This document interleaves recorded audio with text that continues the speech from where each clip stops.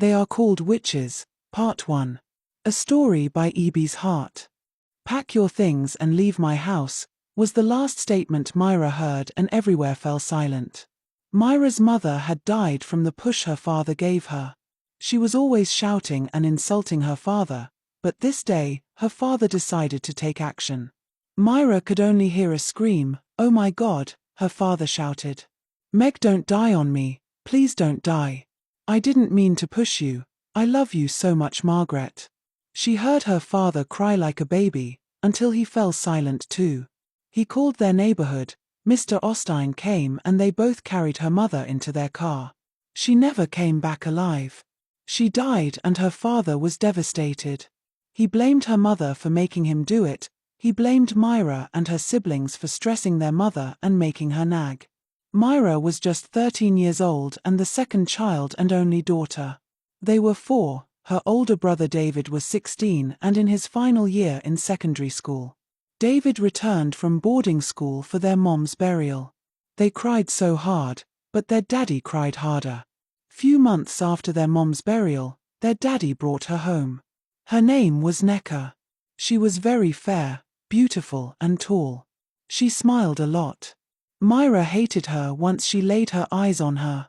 She remembered their mom always said Nneka was breaking her home and would always nag about it.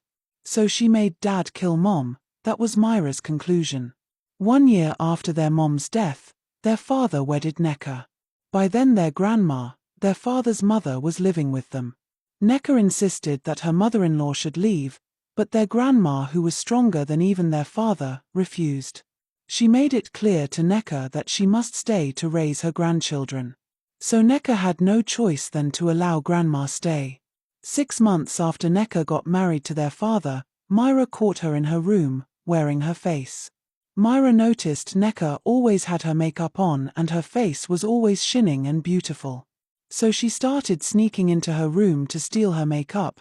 By then, Myra was almost 15 years old. She saw a black box under Nneka's makeup table, so she felt that was where Nneka hid the beautiful powder and lipstick she always applied.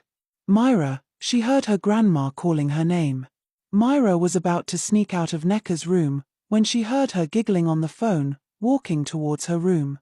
She quickly ran and hid under the bed.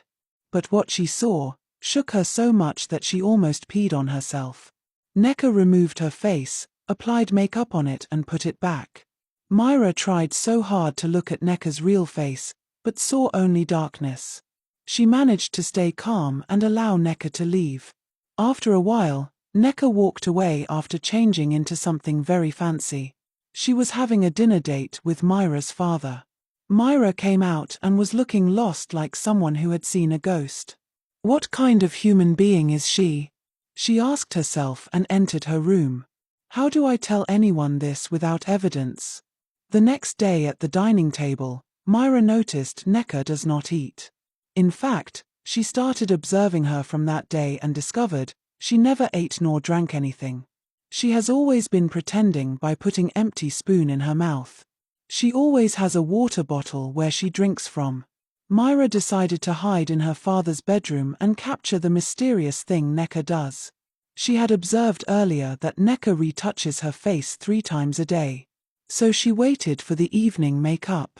She was videoing her when her phone started vibrating. Nneka, who had already removed her face, turned and looked at the direction where the noise was coming from.